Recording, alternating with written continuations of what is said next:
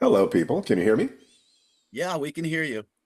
I like Excellent. I like your Black Panther shirt. Yeah, me too. Uh, one of these days, after they've given us another couple of T'Challa movies, I will be able to rewatch Wakanda Forever. Not until then.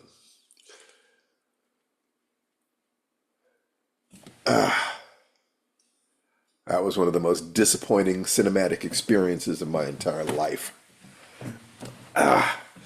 It, anyway, how's everybody doing? What was that piece of What was that piece of music? The music that I use at the beginning is off of a YouTube video called Anime Jazz. It's a theme song from the jazz is a very popular music background for Japanese anime, and I found it because I have a love of Lupin the Third, and there's just some other stuff in there that's really cool. So I just got into it, got into playing it at the beginning. But if you go to YouTube and look up anime jazz, you'll find it. It's very Very cool. nice.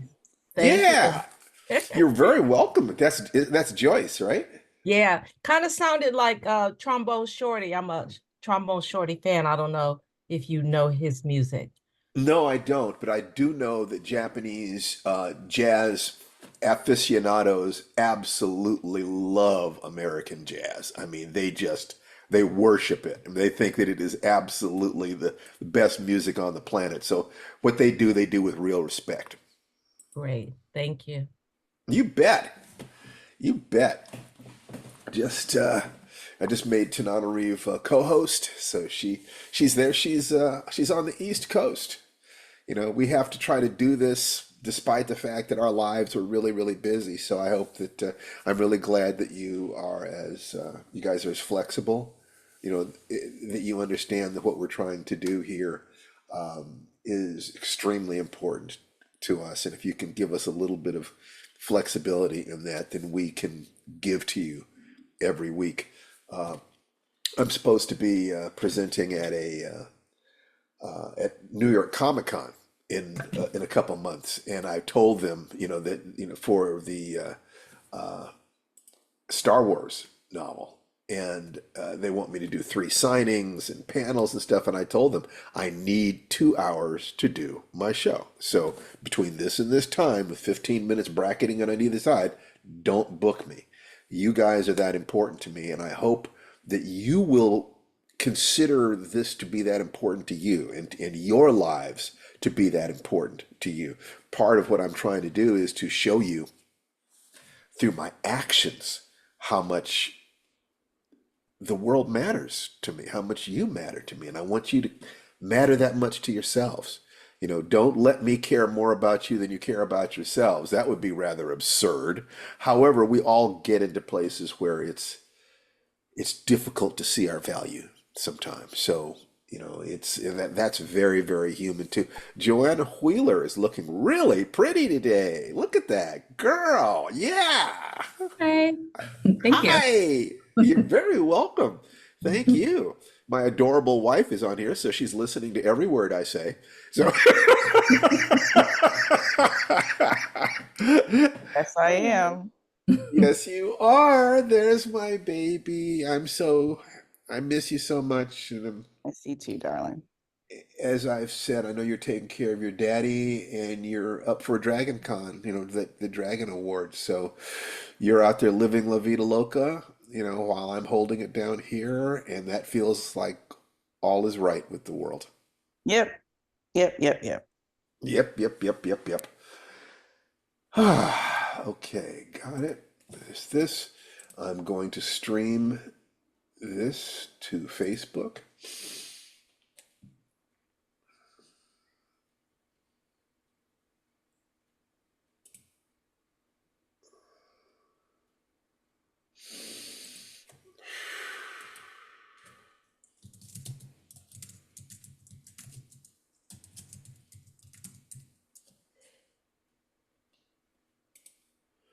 Okay, that's all good. And as soon as that's preparing the live stream, God, you guys are all, welcome to record these.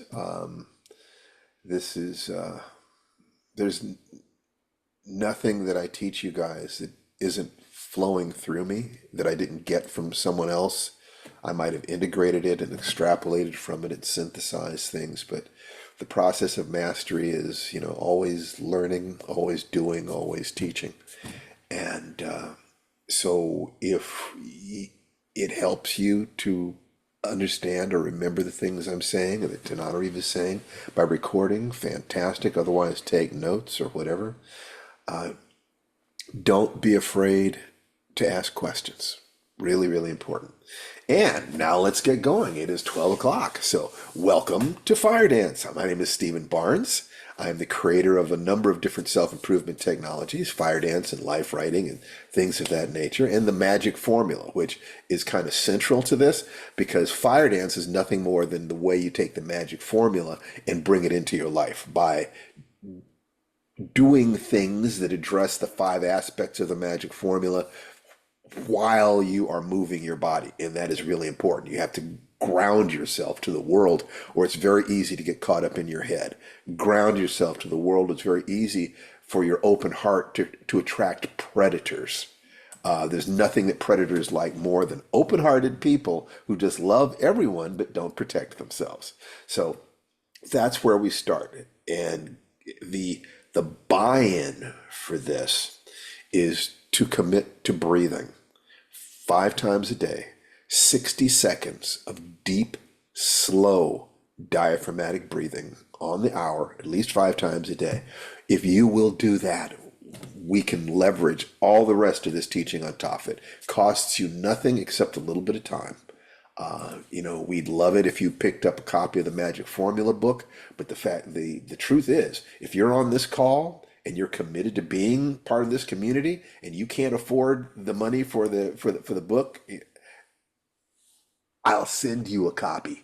It's all you have to do is reach out to me and let me know that you're in a state of emergency, and I'll send you a PDF, no problem. Otherwise, go to realheroesjourney.com and get yourself a copy so that you can follow along and it's easier for me to coach you. But once again, do not let money be a barrier. This is not about money. Although I love money. I mean, I really love money a lot, but I really love teaching even more. Tananarive, my baby, is here. She is not always able to be here. So when she is here, I really like to take advantage of that. Just talk to us about what's going on, sweetheart. Hello. Is my face showing? My face doesn't show. Yes, it is. Oh, okay. Hey everybody. So, like I said in my newsletter, Steve and I had a little bit of a fatigue bump after we finished the Creating Unforgettable Characters workshop. And then on top of that, I flew to Atlanta, time zone issues. Now, yeah, I'm going to bed too late and getting up too early, so I need to calibrate that a little bit better. But I finally got a chance to do some writing this morning, which I hadn't been able to do beyond a couple scribbles and editing and maybe a sentence. But I've written like paragraphs today, so that's always exciting. And hopefully I'll continue to find time in the margins through the rest of the day. That's really great. What are you working on? Bear Creek Lodge. Okay, My excellent, novel. excellent. Your novel, Bear Creek Lodge. And you're also going through the treatment for our next screenplay. Not yet today, And but yeah. not yet today, but I know that that's kind of on your plate. And then you're also going to be going through the Magic Formula book. Yes. And, so it's live right now, in the beta test version. Eventually it's going to be a lot more expensive than it is right now, but right now we just want to get as many copies as possible out so we can get feedback. Is there anything else you wanted to say, sweetheart, before we get going? Not really. Just Okay. I'm able to join, and hello everybody. There we go. So I would like everybody to unmute yourselves and say hello. Just kind of get the energy up and say hi, everybody. Hello. Hello. Greetings, greetings. Great. I wanted to say, Tom Barkley, I saw the updated material that you sent me and approve. Yes. What you did there is what I was looking for. Okay? Okay. Is there anything else you want to tell me?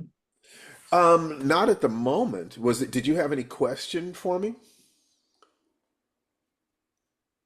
Well, where do you imagine the story going? Because where I imagine it going may not be terrifically far. I don't think this is Um, necessarily more well, than then 10 pages. I'd ask you to start with the simplest story structure. Basically, Tom was in the creating unforgettable characters workshop we did, and we actually had an assignment while people were on the call, and he did some things, and he was kind enough to share it with us. And so I gave him some direction about what I thought he could do. So I would ask you to ask three questions. What is it that your character wants? What's in, who is your character? What does the character want? What stops them? So the character, a story is a character wants something, there's an obstacle, and they take actions to try to resolve it.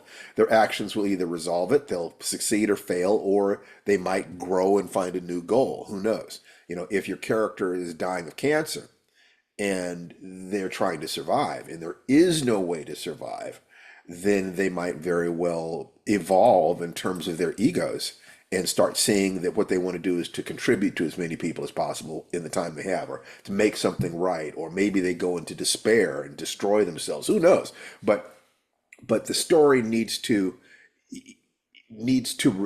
force them to learn new things about themselves. A story is in general about a moment when somebody changes, and so the challenge that they go through should be chosen. The character and the problem need to be chosen so that they fit each other. Okay. What is it that is revealed about your character? And once again, don't worry too much about it. By far, the most important thing is the process of writing rather than the quality of an individual story. What you're seeking is to get better and better as you go. There are plenty of people who will spend their entire lives polishing a single novel and never publish it. It happens all the time. So it's critical to get off that path. Was there something you were trying to say? No, I'm agreeing with you that seeing the process more than the product is the good idea there. I don't Yeah. see this going. I mean, the obstacle is pretty clearly defined. Mhm. That's a bad diagnosis or a terminal diagnosis. What happens to the protagonist depends on the two oncologists that he meets. The second oncologist No, not has the story necessarily. now. If it's a terminal diagnosis, then it's not about the oncologist. He's dying. No, You know. I'm saying what I think I see in terms of the plot and in terms of what happens next involves a different oncologist. Well, And do you believe that his diagnosis is actually terminal? That there is no hope? Is that the story you're writing? that there may be a peculiar kind of hope. Okay, well then you have something that you can write it. But remember, it's perfectly valid if there's no way out, because eventually there is no way out. All of us are Right. going to die. So if you're writing a story about the moment at which someone loses their illusions about that, and then what they do about that, that's a perfectly valid story. There are thousands of stories that can be written about that. So don't shy away from it. It's heady stuff, and just ask yourself, what does he really need? Because everyone who comes to the realization that their life is coming to an end has to ask themselves those deeper questions, or they go into despair and fall apart, really, or completely, stay in denial. You get to decide who this person is and what it means to them and what they will do at that point. And just go ahead and finish the story. And after you've finished with it, you'll be able to look at it and get some idea about where to go next. Okay. So just finish the first draft. Okay, doke. Yeah. Okay, great. So, what I wanted to talk about today, and just, I always, every morning, part of what it is that we're doing here, the magic formula is to have a mentor or map or model of what it is that you're trying to accomplish. In other words, a path to it. To take, the A is take action, massive action, daily action. The world belongs to people who act, not people who think. Now, if you think and act, that's even better. G is gratitude, the sense of being grateful for what you have in life. The gratitude is the antidote for fear and anxiety. You can't be fearful and grateful at the same time. So by deliberately focusing on the things that you're grateful for, you are dealing with your negative emotions in a way that is really positive, because negative emotions like fear are great for short-term motivation, but you burn out with it. Not only that, but when you're motivated by fear, you take actions, you decrease the problem, and as you decrease the problem, the motivation to act drops. So you get into a loop.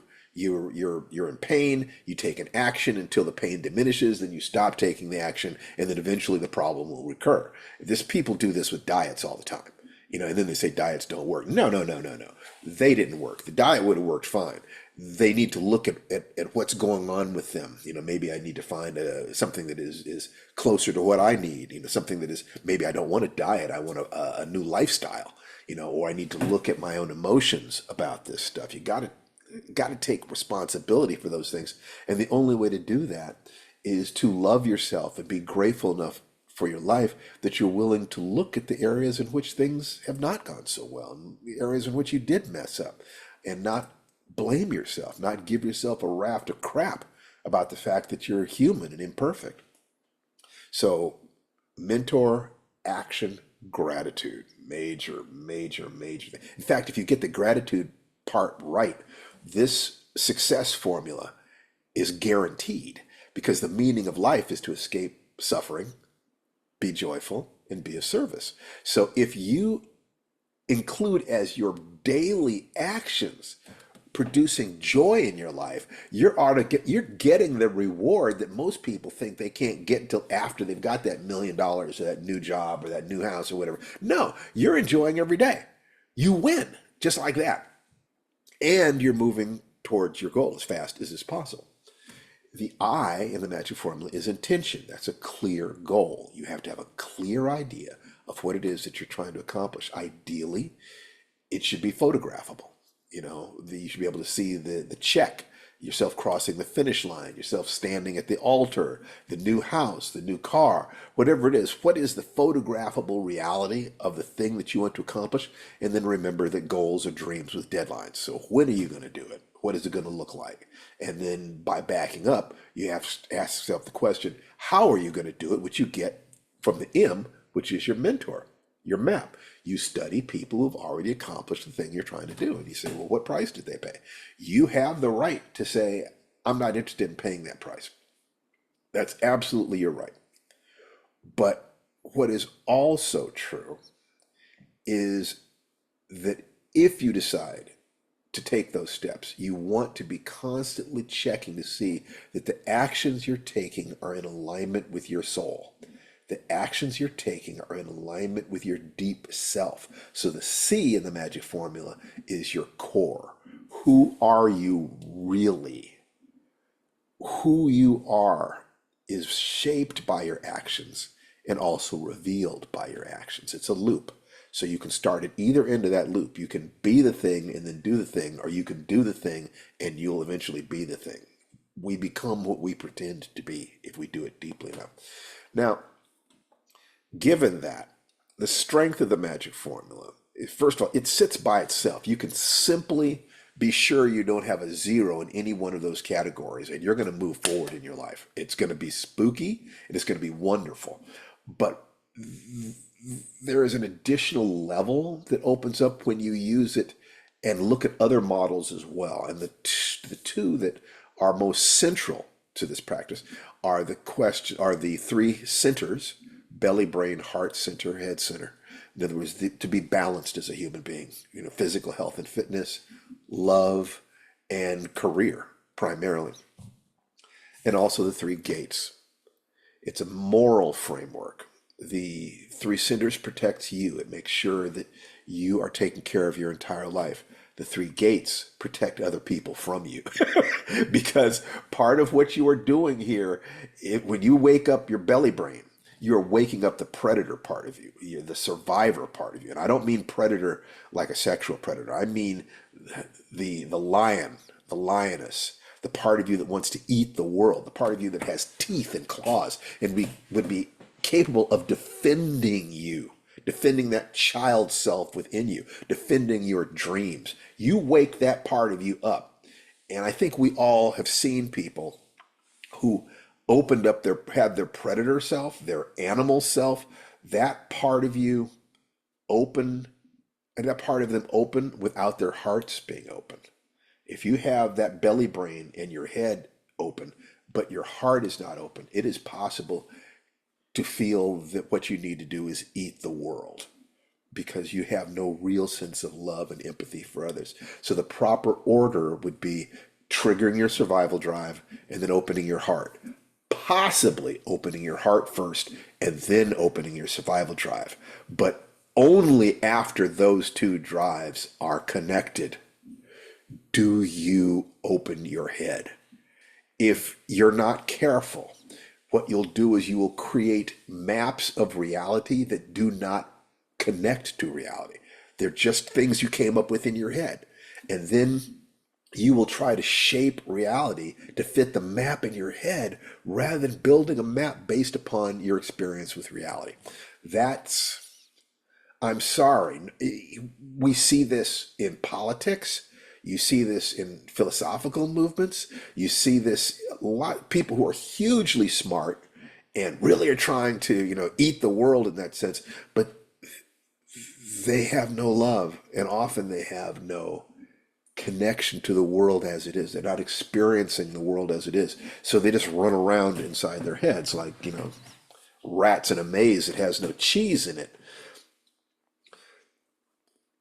These gatherings relate to the plan that I put together many years ago to attempt to succeed as a writer, in spite of the fact that I was told by everyone that I could not do it, and there were no role models for doing it. So everything I'm teaching is designed to compensate for lack of privilege, lack of advantage, for being oppressed, abused, whatever. It's the damage that is done to us on that level is profound.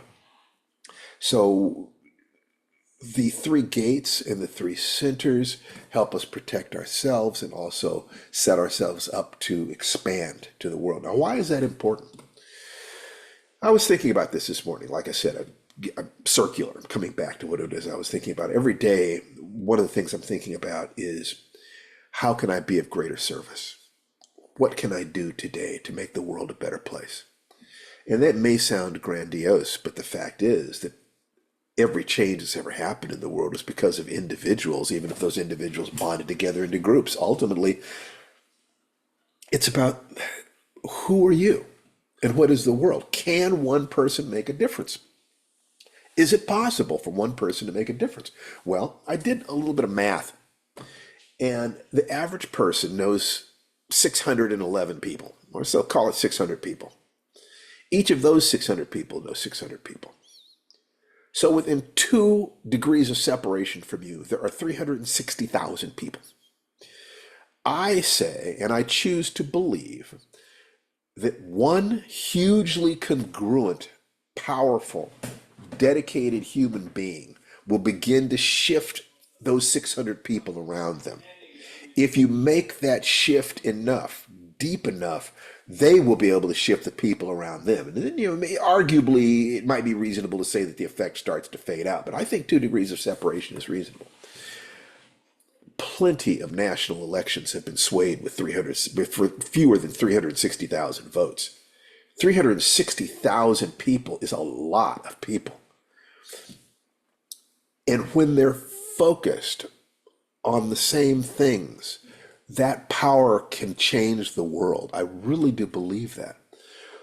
So when I speak to you here, I don't expect you to accept everything I'm saying, without question. What I'm hoping is that you will find things to believe in, that you believe in as deeply as I do, as I believe in the things that I believe in. These gatherings are perfect for writers because I've applied these things primarily to 3 different areas of life: how to build a writing career, how to become a martial artist, and how to have a family to love. Those are the three things that I wanted. I got all three of them. There's no sense in not being honest about that. Yeah, I did it. And what's next? What's next is spreading that joy to the world. I take the position that the meaning of life is to escape suffering, embrace joy, and to be of service. So we're all on that path, on that continuum somewhere. I have a couple things to be happy about. I thought I'd share with you. I'm going to share my screen here because it's fun. Share. Yes, it's not a review. It is the first, I don't know what you call this, publishing response to the Qui-Gon Jinn, the Mace Windu Star Wars novel that's coming out later on this year. And even though it's not a review, like I said, it's more of a synopsis. It is kind of fun to see how this person synopsized it. I believe there's a review embargo, for at least another month. But it's fun. And I look at this, it's just, I guess it's about my 35th novel, something like that. Or 35th. Yay! Yeah, it's fun, and I thank you very much, and I enjoy that, and we're gonna have a lot of Star Wars people coming into this meeting in a couple of months, so we have to be ready for that because they're a great group, but they are eccentric at times. They Star Wars, remember, is a mythology. It's not science fiction. It's fantasy with science fiction image systems. So really, it's caring about where are we in the universe. Science fiction is more about what is the universe. What are the nuts and bolts of reality? Everything is anchored to physics, or So, but fantasy is about our dreams and how we dream the world and how the symbols of the world impact our emotions. It's just as sophisticated in some ways psychologically. It's more sophisticated quite often, but it's different in that sense. So trying to write a book that does that job, it is also hopefully a good science fiction-ish novel. I had to be careful about that because it can't go too far. Nobody in the Star Wars universe cares about the genetics of something. They don't. That's not their. How did this come to be? How exactly was the Death Star built? Yeah, they touched on that in Rogue One, but really, we don't care. It's just a big thing that blows shit up. We understand that. It's not about that, but it is still serious. You can't look at something that has touched the lives of so many people over so many decades and think it's unimportant. The question of what is it that people are looking for? What need did it fill is a perfectly valid question to ask. If George Lucas affected all those people and changed the world in some ways, those of you who are writers and those of you who are readers, this is for readers and writers. Those of you believe in the power of story. And even if you're not a writer or a reader, you're telling yourself stories every day. You should be the hero of your own story, hopefully. I mean, every week, Tananri and I, do the life writing podcast. And it closes out with, the last thing I say is, be the hero in the adventure of your lifetime. It's about that. It's taking agency back in terms of your life. If you want to use this for writing, we can take these principles and apply them exactly to writing. It works beautifully for that. But it really works for anything. But let's assume that you have the intent of changing the world and the intent of making yourself the hero of your story.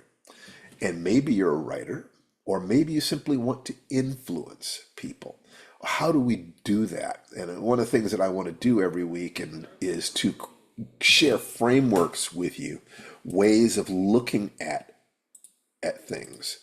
No, that's not going to work. So what I need to do is to close this, stop the share, open up over here. I'll have to go through these different steps.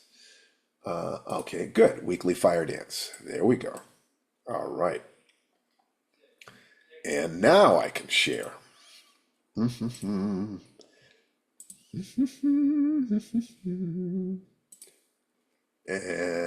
there we go. Okay. So the question of how to influence people, and in a political season, this becomes even more passionately desired. How do I communicate? Well, the fact is that I think you want to start with the notion that anybody can be communicated with, anybody can be persuaded, assuming that you actually have a way to decrease their pain and increase their joy. Whether or not you will be able to do it is another question. Whether or not you'll be able to do it in the time that you have is another question. But I think that it is best to start with the assumption that people can be communicated with. The first step is to achieve rapport with the person. You have to respect them. The number of times I see people saying, I just can't convince those idiots of anything. They have told you why they have no effect. Because they have contempt for the person they're talking to. If you can't see their humanity, if you can't understand that every human being is doing the best they can with the resources they have, why should they listen to you?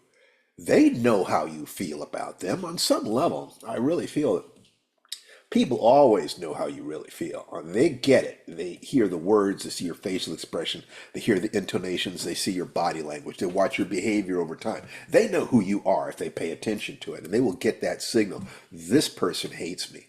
This person disrespects me. This person is just trying to browbeat me. It would not make sense for them to do anything other than put up their hands, close their hearts, and fight. If you want to change people, the first thing you have to do is understand how the world looks from their position. Can you understand why they believe the things they believe without denigrating them, without placing yourself above them? That expression goes, people do not care what you know until they know that you care. It's very real. So the first thing is to establish rapport. That's an entire science in itself, and we can break down each one of these into multiple statements and get any level of granularity that we want. But first, start with respect. Love them. You're trying to help them see something that will make their lives better. Many times in life, people have helped you see things that help make your life better.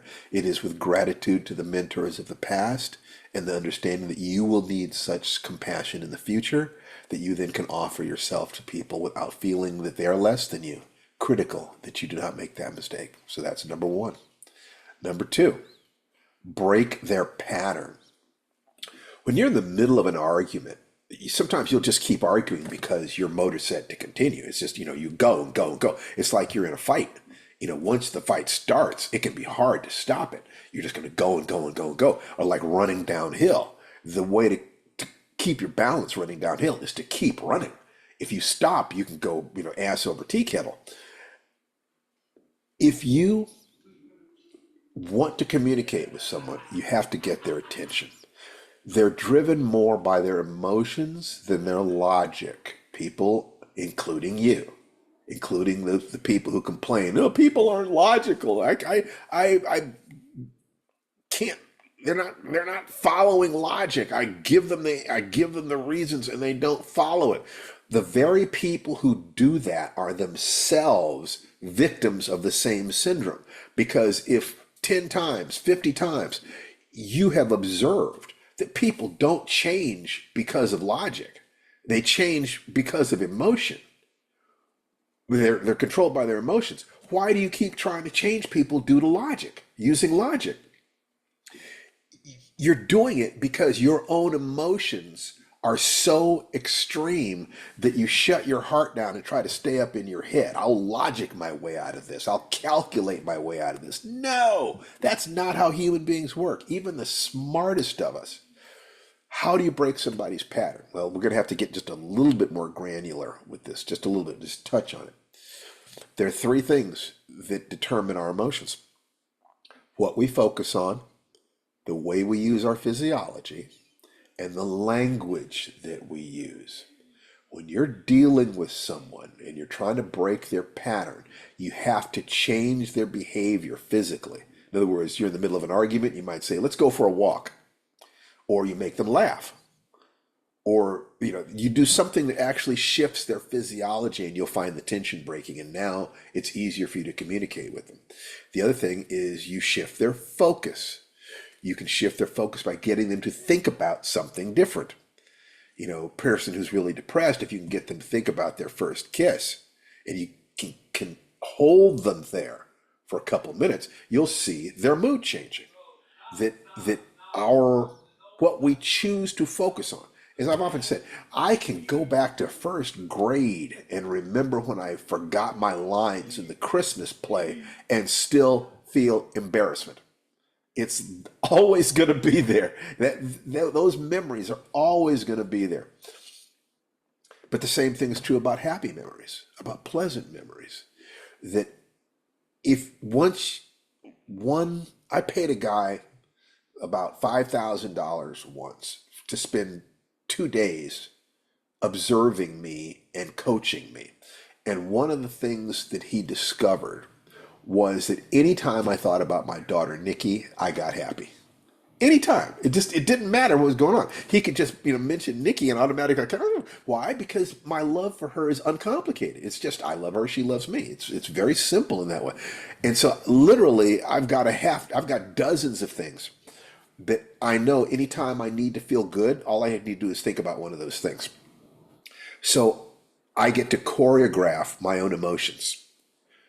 If you find things that shift someone's attention, you have a library of possibilities. So you can change their physiology by changing their breathing or changing what they're doing with their bodies. They're changing their position, their posture. You can shift their focus, or the third thing, you can change their language. If you change change the language with which they represent something. If someone says, she humiliated me, that's going to create one sort of reaction.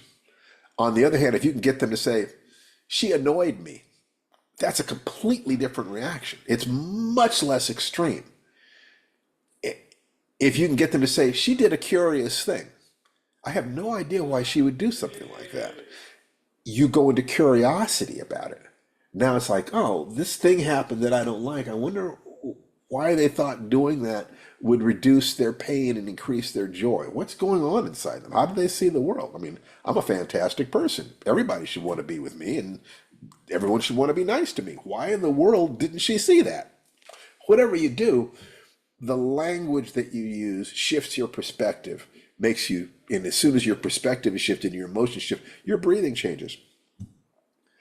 The third thing is you connect the desired behavior to their higher values. People don't do things because of you. They don't do things because you want them to. They do things because they want to. What you have to do is discover their values. And anything you want to change is designed to decrease their suffering and increase their joy, right? That's why you want to do it. You're not doing it for your purposes. You're doing it for theirs, right? Otherwise, it's not honest for you to ask them to change. If you can determine what values they have, what goals they have, all you have to do is connect this behavior to that and then show them this is where you want to go. What are the goals everyone has? To escape suffering, improve joy, increase joy, and be of service. You show someone how they can do that. If they believe you, it is impossible for them not to act. All living things will move away from pain toward pleasure if they can believe that their actions will get them there. So if each of us knows 600 people, and each of those 600 people knows 600 people, so that each of us has the potential within 2 degrees of separation for affecting 360,000 people, which can affect a country, which can affect the world, who are you going to be today? since you have all that power and all that capacity. Those of you who want to be writers, you are saying you want to take your dreams and put them out into the world in a way that multiplies your influence. And I look at writing as talking to friends I've never met. I care about these people. I care about their experience. When they put the book down, I want them to be happier people. I want to, at the very least, relieve their stress. Maybe to show them how I see about the world, how I see the world. Maybe give them some ideas. But my goal is always to help them. If your goal is to help them, then all you have to do is find your tribe. And that's marketing. Who are the people who need what you have? Sales is then convincing those people that what you're doing is going to help them and they should give you their money right now.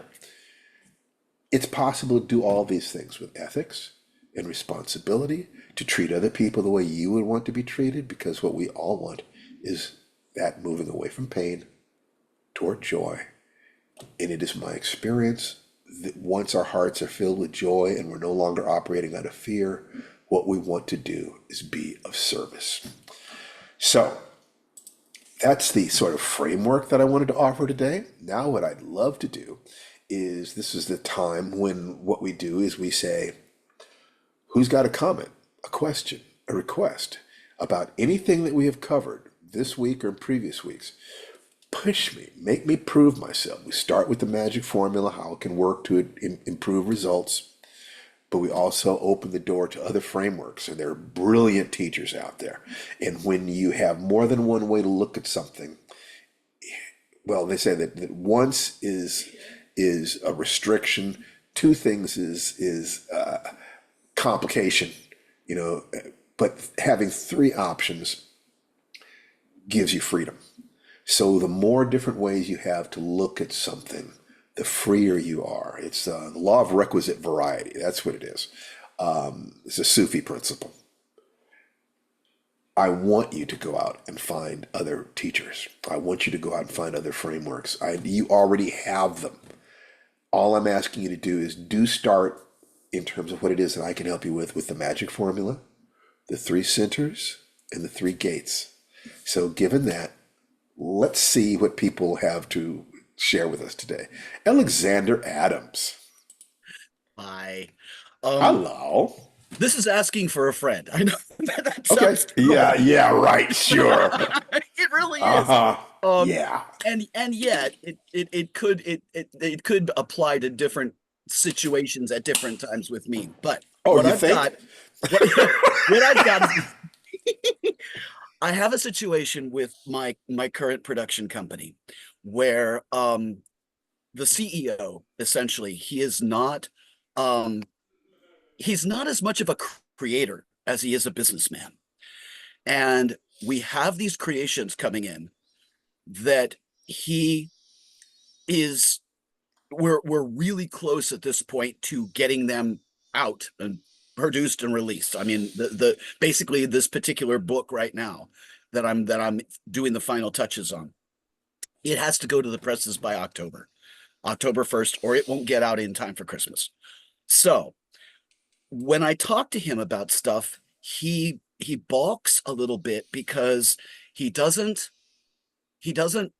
believe that it'll fly without making sure that there's, like, he wants gold pages and he wants this thing to be bigger than Disney could put out, and he wants as many pictures as he can have and graphics underneath the text and all this. And I'm trying to tell him, if the story itself isn't going to fly, all the wahoo and sparkles and stuff aren't going to make it happen, and that we're going to be better suited if I take what time we have left to perfect what we have, as opposed to add more things to it, because that's what he wants to do. We've had this Let me ask you a problem. question. Let me Yeah. ask you a question. Look at his past productions. Has he brought projects successfully to market? No, and we have 4 of them. Okay. we get, So we get to what you're this looking place. at is the possibility that you're dealing with someone who has unrealistic expectations of what they can accomplish within a particular time frame for a particular market. If they don't have a history of successfully dreaming a possibility, building a team, creating a prototype for a product, testing it, creating the finished product, taking it out to market, marketing it successfully, creating awareness, and then selling it such that you're profitable enough to pay your people and expand. If any step in that is missing, you might be dealing with someone who is up in their head as opposed to grounded. They're not basing their opinions about what to do on reality. Now, one thing that is true is that some of the most interesting creative people can be butterflies like that, but you need to ground them. If they're not listening to you, you can do everything in your power to communicate to them, but ultimately you might have to decide that your fate does not need to be connected to this person. It might be. If you want to persuade them, the persuasion framework is sitting right there. That you That's need to you need to show them how your approach will create their dream. And my beautiful wife popped up, so that means she's got something to say. Well, Alexander, we've been, side channeling. So I just had a quick question. Is this the project that we were side channeling about? yeah. Then yeah, I think make sure the story is where it needs to be. That's the most important thing. Yeah, he just I and what I was asking was I agree with all those 3 points that you have of influencing, and I'm trying to use that. But I find that for me, I'm having to battle a little bit of aggression because for me, when I have things that have to be done, I get very fierce. I get very focused, and I have this kind of don't mess with me. I'm like a steamroller, and I don't want to roll people over into the dirt to If get you where I want want, to go. look, if that's your personality, it is possible to make that work if you have a partner who you ultimately respect but you bang heads with. You got a procedure such that you can come to an agreement, but part of that procedure is you're going to beat the hell out of each other. Okay, that happens. It's not my chosen way to do it, but it does happen. Or you might, if who has the decision here? Is it That's a him? dicey one. Well, technically, yes, because he's the one that is out of his own pocket right now, financing everything. There you go. So what you're running into right now is part of the consequence of not having handled your money, isn't it? You are forced to ask for money from people, and when people give you their money, they get to make the decisions. That's just the thing. If you want to make the decisions, you got to get your own money. So even though you've been an artist and you might have thought to yourself, I'm an artist, money is just a means to an end, as long as I can survive, let me get up on the stage and sing. Let's say that that's kind of where you've been coming from. You might use this as an opportunity to see, something that doesn't work. I'm going to need to be the one in charge because it's quite Yeah. possible that is He actually that's who is. you are. He actually lets me do that. I mean, we actually don't have a bad relationship. It's more that I just I wanted to know if there was any kind of a perspective that I can put in my own head Well, to first of all, to be respect him. that I do my very, very best. Okay, And okay. that's If you why I say it's respect him, then you could conceivably do you have limited time to do this. So you're afraid that if you do it his way, you're going to run out of time. So oh, one we of the won't things get you it done. Yeah. Because he'll okay, keep so I mean, so one thing that you could do is to say, let's do this in stages. We're going to have our initial release with this, and then we will upgrade it to what you want to do. A compromise like that might conceivably help him feel seen. yeah. But because it's like his money, but remember he wants return on his investment. Hmm. So if to Oh the yeah. degree if you can show him how you can get a return on his investment more rapidly if you do it your way, it's going to be easier for him to feel that you are respecting him and easier for him to say yes. Okay? Okay, yeah, I think that's yeah. I probably just wanted to talk to somebody and bitch about it for a second, because that it is really difficult, and I recognize that what it is that he's scared too. You know, he's got that When you you say know. he's scared too, you mean that you are also scared? Well, I've never done this before. Yeah, I mean, I've Okay, got my okay, own good. levels. So, You know, so what you have to deal with is your fear. Turn your fear into action. If you believe that your way is the right way, you might need to create a presentation that we're going to do this, and we can release it here, and then we'll be able to test this. We'll be able to make some money, and while we're testing it, we can also split our team, and we can begin to upgrade a different version of it, so it becomes version 2.0 or something like right? that. So you take your fear. Fear is energy.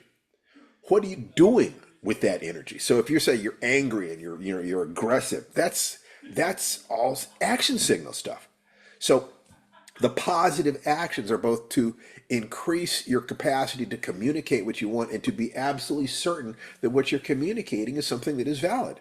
Can you prove your point? Can you show him examples of how this can work? Can you show him other products that earn money? Now, he has this big vision. Can you show him how you will run out of time and money if you go down that road? On the other hand, we can get everything you want if we do it my way because we can make some money here and we can use that money to fund this over here. Now we get what you want. See, it's starting with assuming that he is a moral, ethical person who simply wants a good return on his investment and to Yeah, do something good in the world. If you look at it that way, then the two of you are not in conflict. And remember, you did not handle your money. He has the money. So you ain't all that either. no, it's I as got yeah. simple, it's as simple as that. You have to look at it realistically. You're in this relationship because for both of you, you're the best you could do. He's the best you could do until you upgrade. So this is how you upgrade by learning how to turn that need to dominate, which is nothing more than a need to feel safe, into action that is positive and improving your capacity to communicate by seeing the equal humanity and fear in the people that you're working with and showing how he can deal with his. If you can deal with your fear, it'll be easier for you to lead him in how to deal with his in a productive, ethical, healthy, successful way and make a ton of bucks. You do Yeah. believe there's a market for the product, right? As from everything I'm finding with the beta reading and the responses that I get, yes.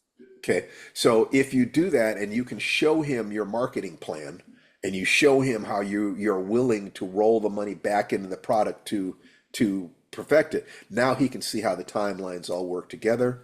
He will feel respected, and you'll have a better chance of getting what you're looking for. Okay, Okay, all that righty, works. Thanks. great. All right, all right. So yes, Stephen Bauer. Hey, Steve. Love your T'Challa shirt. Oh, oh. Well, thank And you very much. Let's see. Where are you? Where are you? There you are. So, what can I so do for you today, Stephen? I was rereading the 48 Laws of Power today, and since how you wrote we were going to talk about truth in this weekend's thing, I was looking at that, and I was like, yes, some of that is true, and some of it's useful, but I'm really having problems looking at it through the lens of kindness. In that And it seems power. exceptionally self-focused power and not Well, why don't you give me an example? selfless Because power. my guess is that you can take the principles and find ways. We're looking to find ways to keep them within the three gates. The three gates Oh, protect other people from you. that's easy. I'm just looking at as it was written. It is not written in alignment with the three gates, and so No, and so as I look it's at your it, it's responsibility then. yeah. But in the discussion of truth for this week, that was one of the things that as I was rereading a book that I noticed, I was like, okay, I can see this. Some of the principles he's talking about are true, but I really have and if used, they can be useful, but they are Okay, let me Most of them tell me not one. not kind to Tell me others. one that you feel is difficult to relate to kindness. I I managed to relate them all to kindness. I'm just discussing on how it was written. I don't. Okay. For example, I think the first one is be deceptive. Understand that you have to put up a facade and you have to deceive everyone around you in order to not really manipulate them. I mean, it starts off as Okay. manipulate. You can look at it as sales, but the law number one is deceive everyone to get your end result that gives you power over them. Okay. So I just let's take have problems let looking me at let me that. take a look. Let me take a look at that, Stephen. Nichelle Nichols was guest of honor at a convention. We were both at the convention together. I had a chance to spend some time with her, and she was very kind to the young writer I was. And one of the things she said to me was, "Steve, your fans don't really want to know who you are. You have to create an image of yourself and present that to the fans. It's not your weaknesses and your aches and pains and your disappointments and your fears and your lacks. They want to know that you are a star. That's what they want. And they need that to inspire them to move forward. Now, when they get to know you better, you can say to them, I'm tired, I'm this and that. But in order to help people, sometimes you can't go around in the world showing people who you are without any filters. You can't do it. But you can have your facade be honest. In other words, when I go to science fiction conventions, I am careful about which aspect of myself I show. What I show is not dishonest, but it is simplified. So when you are marketing something, selling something, as long as you would use that product, you would recommend that product to your own family and to people that you love, it is reasonable to present the most positive aspects of your product. That's perfectly reasonable. To be honest, yes, but if you've got 60 seconds to catch their attention, you do want to present, if you use this properly and this is for you, you'll get these positive results. You don't spend that 60 seconds talking about all the people who didn't get those results. You're saying there's a money back guarantee. If you use this for 6 weeks, it doesn't work, we'll give you your money back. It's handled. Deception can be to the disadvantage of the person, and I think it often is. And there are good reasons to be concerned about the ethics of deception. But unfortunately, perhaps, deception, concealment, simplification, leading them by showing them what you want them to focus on are all part of human communication. It's learning to do that as ethically as possible. And you have asked yourself good questions. You took these things and asked yourself, how would I relate this to the three gates? And that's good, Stephen. Okay? Great. All right. Binta. Hi, everyone. Hi, Steve. Hi. Geronimo. Happy to be here. I'm happy So to my have you. question, thank you. My question is this. I've noticed that the same thing that stalls my spiritual practice, my meditation practice, also stalls my writing, which is that I will build momentum. So I'm writing every day. Maybe I'm meditating every day. I'll be focusing on that. And I'll get to a point of breakthrough where synchronicities are happening, things are happening that are positive. It's moving me in the It's right a direction. little I'm seeing, scary, isn't it? yeah. And so that's when I fall out. And I seem to encounter a character repeatedly, whether it's my own self or a person externally that feels like an adversary. Um, and then I'm going into blaming that person. I'm going into making a lot of interesting stories up about myself and that person, and it inevitably just distracts me from my writing and from my practice. And I guess my Okay. question is, what do I do with that? Well, it's great because you already know your answer. I mean, what you just said to me is beautiful. It's not, I did not detect a speck of cereal. You saw exactly what's going on. You just don't understand how it fits in the process. So what's going on here is that this next level of success you want doesn't match your self-image. You don't really believe you're that bitch. So there has to be a part of you, and you understand what I mean by that. There has to be a part of you that can say, I am that bitch. I am that person. I am at that level. You contain multitudes. Your old self is trying to protect itself by slowing you down. You start changing too much too fast, you're getting synchronicity, things are happening. That feels like ego death. The Benta that you have been wants you to love her. That girl did everything she could. She did the best she could at every moment of her life. She does not want you thinking badly of her. It's like, take me with you. Do you love me? I did the best I could. Don't leave me behind. It feels like death to change, even if the change is positive. So what you have to do is in your meditations, first of all, to understand that the phenomenon you're talking about is 100% real. You are not hallucinating. You have to get the joke. It has to be like, oh, here I am again. So what I want you to do is to take what you just said and write it down.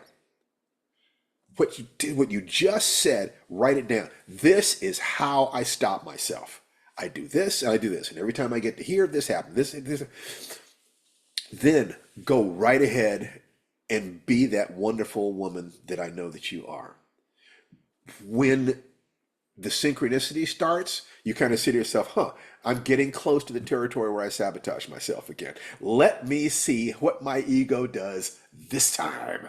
And what will happen is your ego has a limited number of tricks to pull on you.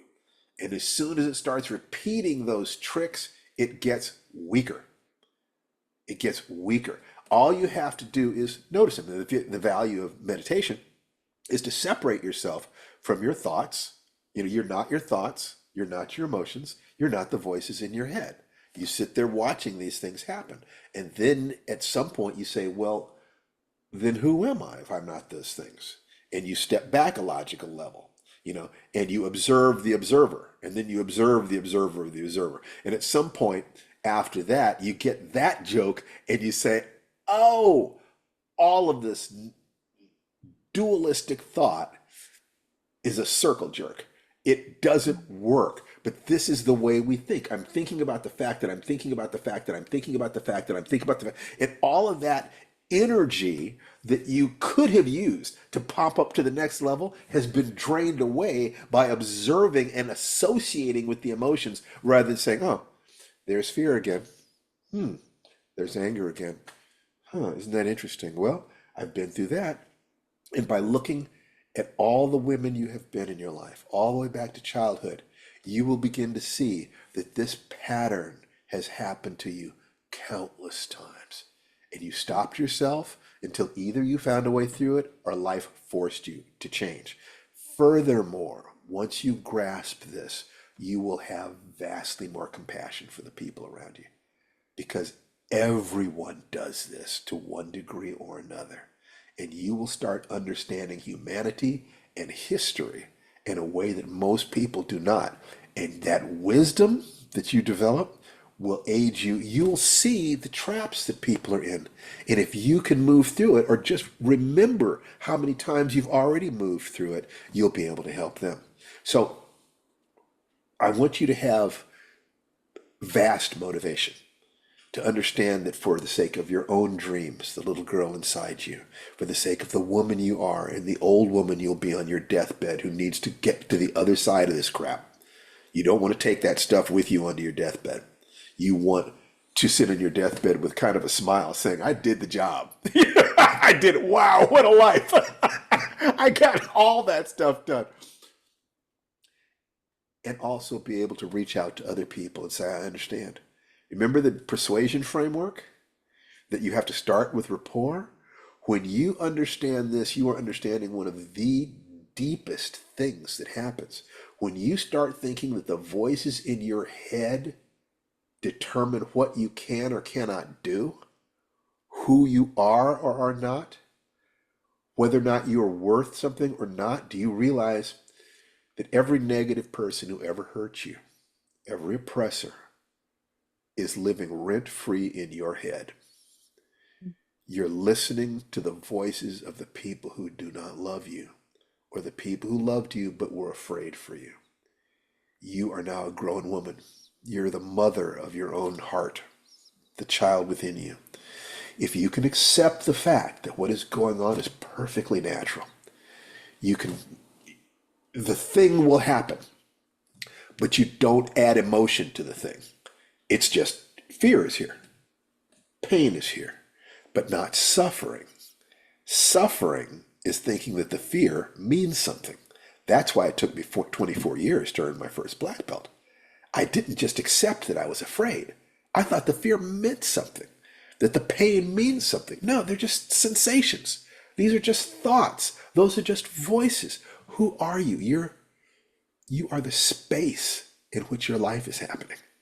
You are the space in which you are experiencing these things. As soon as you can make that shift, even for a moment, you start the process. Even for a moment, you start the process.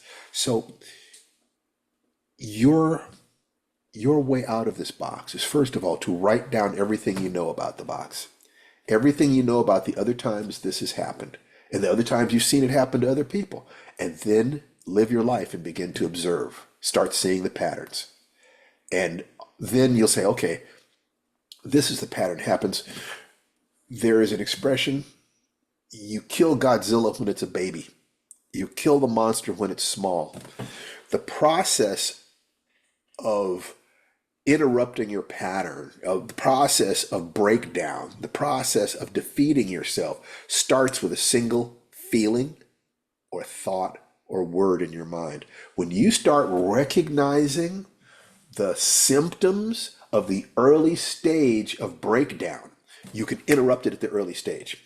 But to do that, because that's the second stage, it's the second step in the persuasion framework, right? This stuff works with us, not just other people. You have to start by loving yourself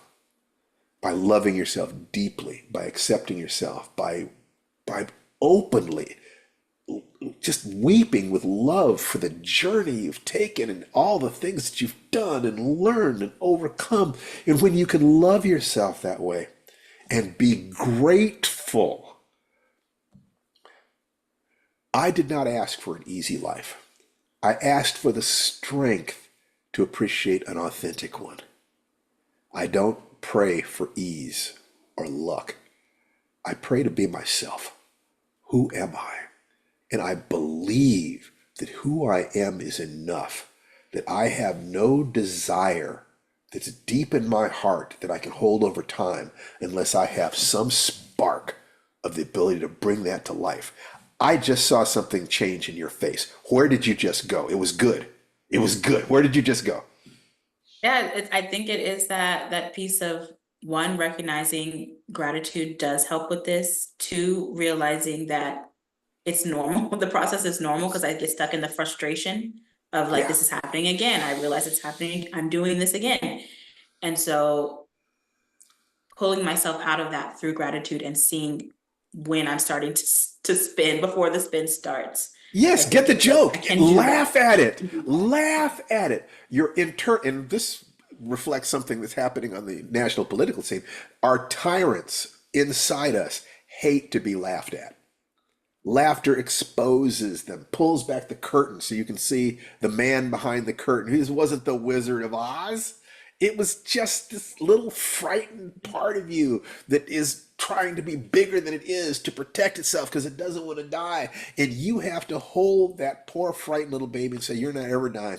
I'm going to integrate you. All of the women I have ever been are still alive within me. And there is a sacred place for you within my heart. You're turning a dragon into a puppy when you do that. And it's great. It's wonderful. Understand that you are wonderful. That you have done everything you could to be the best human being you can be at every moment of your life. You have always done the best you could. And if you can love yourself deeply enough to give yourself that gift, that is how you develop faith that tomorrow can be better than today. Okay? Thank you. That was a beautiful share. I loved that share. Go out and do great things and come back and let us know what's happening, okay? Well, thank you so much. All right.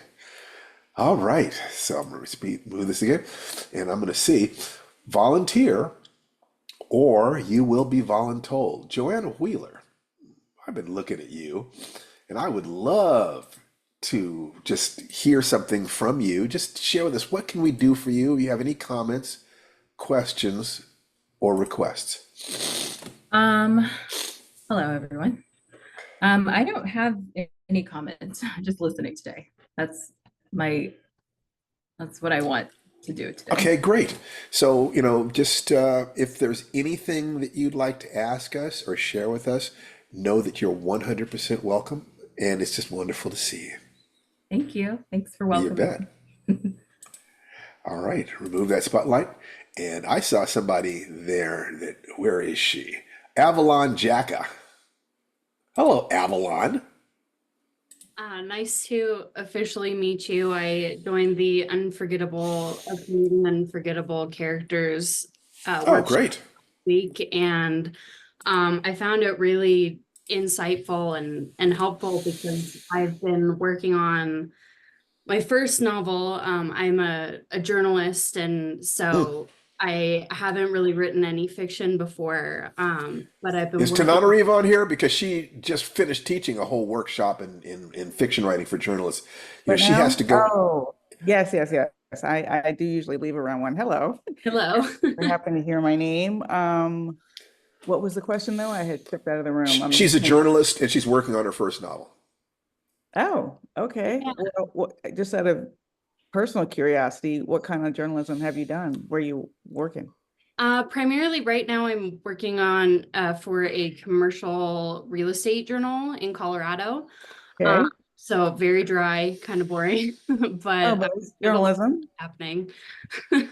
No, at the George R. Martin workshop, they had people who worked in marketing, which PR rather, which, is journalism adjacent. Well, anyway. Well, the life writing method, of course, that we always suggest is to start with short stories. If you're learning how to create scenes and characters, like that whole thing about how do you start with a blank page, and within a couple pages or so, I feel like this is a real person, that they have some kind of objective I'm behind. And I'm just fascinated by their life. That's tough. That's tough to do in 25 pages. But that's kind of what a short story is. And it's I love short stories and I will always write them. So I don't consider them just a beginner's tool. But for beginners, I think they can help you avoid one of the biggest pitfalls with learning writers, which is that frustration, which are those voices, right? Telling you, oh, I'm not good enough, or oh, I'll never be able to do this, because you're reading other people's copy edited final drafts. You didn't see their shitty first drafts. So short stories are a way to get around that potential. Like I've known people who got lost in novels and not only didn't finish the novels, which is no tragedy, because sometimes you get tired, you've learned the lesson, you move on, but they stopped writing for a very long time because of being lost in the novel. And that, I think, is a tragedy. So just standard advice, start if you can, even if you have a novel idea. And Steve is right, please consider joining our Life Writing Premium program, which is really good with weekly prompts just to sort of keep you focused on your writing journey, and information on characters and building scenes and all these kinds of things that are just the building blocks of storytelling. There's a sentence a day as a minimum buy-in is not something to beat yourself up over, but it's a valuable tool, I believe. Okay, there are no absolutes, but a sentence a day is a good idea. It's better than nothing. And go on, honey. I believe that journalism is a wonderful preparation for fiction writing. You have so many of the skills already. In fact, I have recommended to people, people say, what kind of writing classes should I take? Or, should a kind of writing degree should I get? I said, study journalism and acting. Acting is creating character from the inside out. So take some improv workshops. Just do that and write short stories. Write. I know that you're working on a novel, so continue working on your novel, but simultaneously work on short stories. If you do that, we can coach you much better. Yeah, it's really hard to diagnose issues in a novel too. So the other just sort of general advice to help make hopefully your journey a happier one, if you haven't already, I think you should outline your novel as far as you can see. And you don't have to stick to it, but knowing what's going to happen next is a great way to fight writer's block because you're never sitting there like, okay, now what? It's not as much fun to write an outline, but it can make it a lot more fun to work on a novel later. The second thing would be try to break off a piece of your larger project as a short story exercise. Like when I was writing the reformatory, I had a standalone scene at a whipping shed that was a turning point in the novel. It was something I'd been writing up to, actually really dreading, frankly. But then I finally wrote it and I published it as a short story years before the novel came out. So if you can see where I'm going with this, it's not just a great learning tool, but it's a great way to get your name out there way faster than you would if you waited until your novel is perfect and published, which can take years, even in the best of circumstances. Like if you turned it in today, it wouldn't be out till 2026. So, it takes a long time. And that sentence a day, outlining, learn short story, like beginning, middle, end. If you can introduce even a minor character from your novel as a protagonist that your readers would care about in a scene where something is happening, they have an objective, there's something standing in their way, and we learn who they are by what they do about it or what they don't do about it. And that's kind of the general framework for what a story feels like. That could be a demon or that could be a job interview. It doesn't really matter. It's just putting your character in a situation that tests them. And by the end of the story, we've learned something, either about them or ourselves or the world or something. And getting a story finished is just a matter of taking out the bad sentences or fixing them and taking out the bad scenes or fixing them until there aren't any more left. That's it. And that's also a lot easier to do in a short story than a novel, just to learn that beginning, if you want to middle, learn, if you want to learn how to juggle 6 chainsaws, you start with 3 scarves. You start with something that is simpler, the simplest unit of what you can do. So the simplest atomic unit of writing is a sentence. So we say, just do that. But the smallest complete unit of writing is a short story, because you can actually get into the field. That way you can actually publish that. And there are no skills that you need as a novelist that are not contained within the short story. But you could write a short story in a day, whereas it could take you 5 years to write a novel. Think about how much faster your learning curve is. So since you're already in a novel, continue working on that. Yeah, but don't give it up. But I would suggest you get on the life writing thing of writing at least a sentence a day and finishing at least 1 short story a month. It could be a single page short story, doesn't matter. But it will help you to pop out. Now, is there any specific question you had about your process or what's going on that has not been addressed?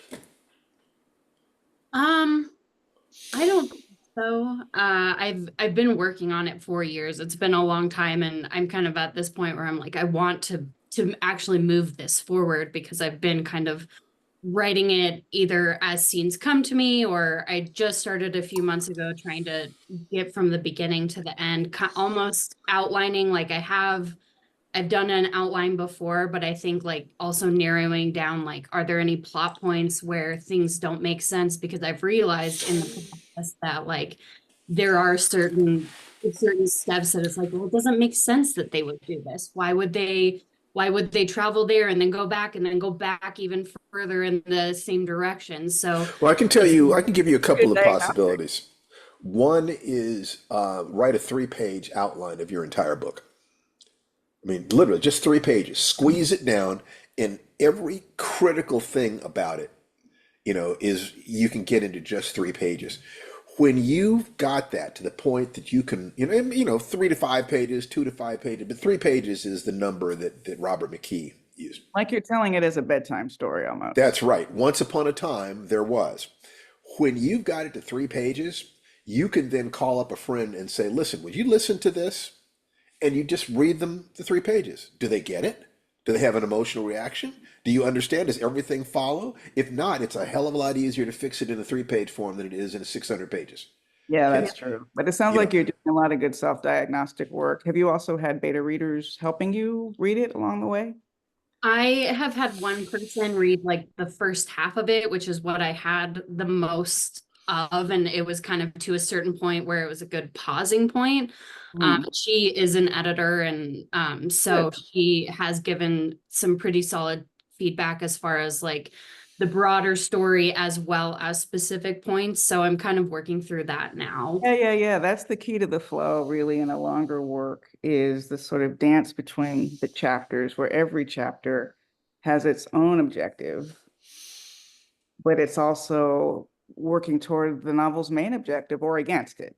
So there's always a reason to keep that page turning, even if we're nowhere near the climax. It's like, well, are they going to get back together, or whatever it is, or will they break the demon spell, or just those emotional hooks that are and character. another thing that is true is that if you finish, there's a pattern that says you polish every page as you go, or every scene as you go. Hey, that's And what then I do.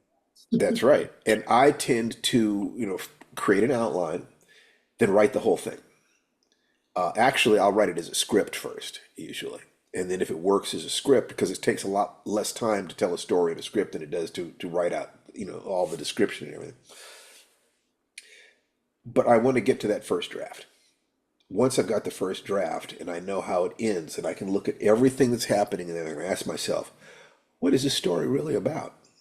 What was it always about? What did my unconscious mind know that my conscious mind didn't know? Then I can go back and rewrite up to that. I also take a look and say, well, where am I super clear and where am I muddy? How does that clarity look? Let me do more of that. What is the emotion I want people to feel when they put the book down? Let me make sure that I'm giving them the emotional path to that. What's the last scene of the story?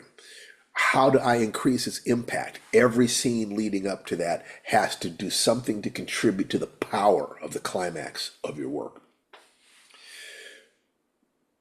This process is a process. Individual finished works are just steps along the way, or as I put it once, sparks flung out of the furnace of creation. What really matters is living your day every day in a way that is taking you towards joy. Writing is part of your path. Excellent. I understand that just fine. You are a sister on this journey. Be sure that you're taking care of your body. You go out for walks, enjoy, get out in the sunshine. Be sure that you're taking care of your heart, getting hugs and feeling joy and gratitude. And be sure that mentally you are, modeling. See, Tananarive and I are offering you models. You notice that her model and mine are not exactly the same. We don't try to make them exactly the same. I want you to have more than one way of looking at it, because somewhere in there you're going to synthesize your own way. And that's what's really important. You find models, you find mentors, maps of what it is you're trying to do. Try them, experiment with them. You try that for 6 weeks or like this, and then or a year, and then you try something else. And by doing that, you start developing who it is that you are, right? Work backwards from the notion you're going to finish this book and you're going to sell it and it's going to be a success. What do you need to do today to make that true? What will you need to do tomorrow? What do you need to do this week? What do you need to do this month? You look at where you're heading and make a commitment to it, and then back up and say, what do I have to do right now to take one step in that direction? Then everything is based on your integrity of the ability to do a day, one day with integrity. Can you keep your word to yourself? So I ask you that question. Avalon, do you keep your word to yourself? I try to. But in general, do you? Yeah, I would say so. How good are you at keeping your word to other people?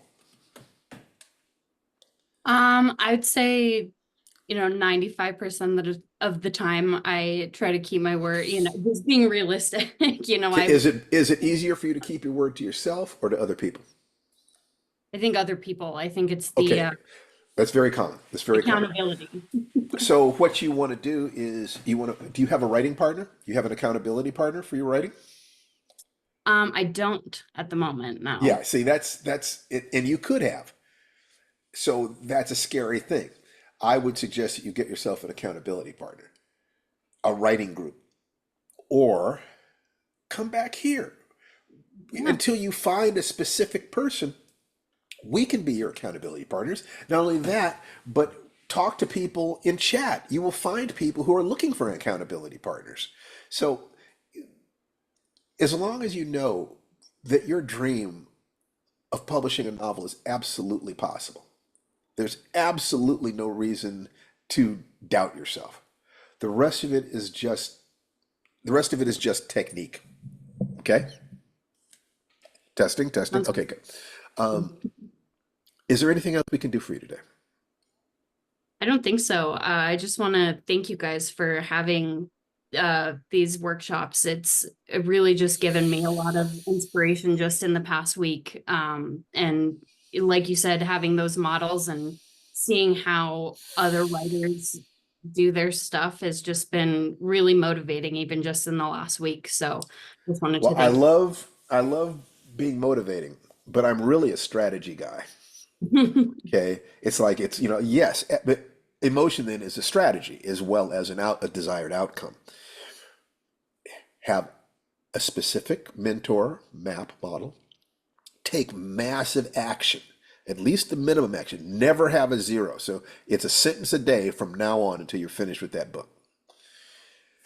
Deliberately wash yourself with gratitude. Deliberately. It is the antidote for fear and stress. Clarify your intention. You're going to finish this book by what day? If you give yourself a deadline, you're a journalist, you know deadlines. Did you give yourself a deadline on this book? I've given myself a few and I keep missing them. So Okay. So what you want then is if your deadline is, let's say, a year from today, and you have to do 365 pages, then that means you have to do about 1 page per day. If you check that every day, did you or didn't you do it? It can take you seconds to check it. No, I didn't. As I said to Binta, I think it was, how did you stop yourself? What can you learn about how you stopped yourself? If you could look at it as a scientist, as an adventurer, rather than blame, no guilt, blame, or shame, just what happened here?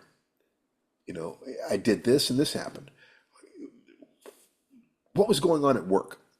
What was going on with my finances? Did I get into an argument with anybody?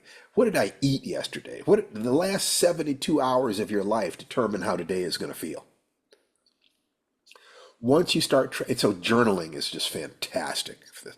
Once you start tracking this stuff with the intent, I'm going to live my life on my terms and I'm going to be happy and I'm going to contribute to the world and I'm going to make some good money. Once you say that, then you set up a program where the program itself is joyful. If you want to write, I assume that you enjoy writing once you get into it, or you enjoy having written. That works too. But if you will check every day, then it's a matter of, I'm a little bit off course. It's like the difference between what happens if you check your map while you're driving cross country every hour as opposed to once every day. You're not going to get anywhere near as far off track and you'll be able to make course corrections. Assume that you will make mistakes. Assume that you're not going to operate with peak efficiency. Look at it with curiosity rather than guilt, blame, or shame. And come back and see us again. will do. I appreciate it, Stephen. Thank you. You're very welcome. All right. So we have 7 more minutes. Comments, questions, requests. Who's got something for us today? Joan Marie Verba. Are you there? I am here. Ah, hello. How are you? I am starting my video. There we go. Here I am. There you are. Good to see you. Yeah. Good to see you too. Thank you. Thank you. I What can saw we you do at for you I saw today? you at Diversicon last year. You may not remember me, but I was there. Oh, well, you seem familiar, but Yeah. my memory is spotty. Oh, I'm sure you've met a lot of people and and I But no certainly one more understand. important than you. Yeah. Well, thank you very much. Yeah. Well, I'm here because uh I I am an experienced author. I sold my first short story and my first magazine article in 1984. I have had 9 short stories published in anthologies or magazines. And I have written a number of novels. I wrote a media tie-in series for an intellectual property. And so I have done that. I'm currently working on a series, my first other series of novels, based on a short story that I wrote in 2012, and I'm writing on the third one. I'm Well, you sound very advanced, and I, that's delightful. How can we help you? well, I just wanted to add that I finished the second novel in the series with the 1 sentence a day principle. I kept track of it on Excel, and I made sure that I wrote something every day, and I got through the novel that way. It's Excellent. great. It's great. Fantastic. I could not be happier. Is there any way we can serve you today? Well, my the reason that I come to these and I try to come to places where authors hang out so that I can probably hear something that I haven't tried before or heard something that I haven't before. Because although I've written all these novels and written all these short stories, they have not garnered a wide audience. And so that is my main frustration. So I'm always looking for ways to improve my technique, to improve my outreach, to improve the way I do writing. Always looking Well, for you've something. got two things. You've got two things there that overlap but are not exactly the same. The quality of your work is subjective. I mean, you have to create the work. The quality of it is subjective, but assuming that you are writing close to your heart, then it is reasonable to assume that you're constantly improving and that there is a market out there that would love to find you. So marketing is a matter of finding the people who need what you have and then finding a way to communicate with them. That's the other half of it. The question of doing the best work you can do is probably already, close to your heart. The question of how the hell do I crack marketing? That's a big one, and it really devils people. So there is a whole study of that, but the one thing I would suggest that you do is study the psychology of marketing as the thing itself, not books on marketing for writers, but actually marketing. What is it? How does it work? You will have to find your own unique way of applying those principles. But there are principles, and there are people out there, YouTube videos and books and so on, where people will talk about marketing. Start developing your own theory of what it is. Look at people who are successful at marketing their books and see what they're doing and how what they're doing relates to their principle, to the principles that you are putting together. Then you can read books on marketing for writers, and you'll say, oh, they're using these principles. They're emphasizing this. This is for this kind of person. This is for this kind of person in this kind of situation. But first, understand it's all communication. The first thing we did here was talk about the persuasion framework. Respect, interrupt their pattern, connect to their own higher goals. When you have figured how that relates to marketing, you're at a different level. Okay? I follow that. Yeah. Thank All you. right. You bet. And Otis Johnson, I think, will be the last one today. Otis, what's happening, bruh? Hey man, I just came to brag a little bit and celebrate. I just finished a story that I feel is the most badass thing I've ever written, and it features like your Ruba demigods versus Terminator-like beings from like an AI controlled future sent back in time. Oh, you're having too much fun. Oh my God. Too much fun. Way too much fun. It's in. And that's the whole thing, that when warfare, you write and you're having fun, the right reader will also have fun. And the right editor will realize that and be willing to send you money. And there is no compliment like a check from a stranger that clears the bank. I mean, it's just a different thing. So first of all, when you take a look at the principles of Think and Grow Rich, you start with passion, start with desire. What was in your face when you were talking about this is that little boy evil glee of playing with your different, the GI Joes and this and that, putting it together. And that's what we're all doing. That's what we're all doing. So congratulations. Simple as that. Polish it, send it out, get on to your next story. Polish it, send it out, get on to your next story. It's the process, not the specific product. We want to refine your process so you are kicking ass and taking names every day. Repeat after me, would you? Yeah. I am that bitch. Oh, I am that bitch. I am that There bitch. you go. Excellent. Yep. I love it. Love it. Listen, people, I cannot tell you how much I love doing this and how much I love seeing all of you. And, Tanana Reeve and I get to play even though we're on opposite sides of the country. Please come back next week. Yes, we have courses that we sell, but you do not have to have any of them in order for us to interact in this. I coach people. I don't ask you, are you in this program or that program? The one thing I do ask is get a copy of the Magic Formula book. If you cannot afford it, we'll send you a free PDF. That's just the honest truth. It's at realheroesjourney.com. If you will get that, then it is easier for me to communicate these things. And I want so badly to do that. So listen, everybody unmute yourselves. It's time to say goodbye. Bye, everybody. Unmute yourselves. Bye-bye. Farewell. Have a nice weekend. All right. Bye. Bye, This was great. everybody. Thank you. Thank you for It your is- advice. Have a wonderful It life. is such an honor to serve you. And I want to close this up, as I always do, that the divinity within me salutes and acknowledges the divinity within each and every one of you. Namaste. Go out. Namaste. Do good things. Namaste. Change the world. You've got the power.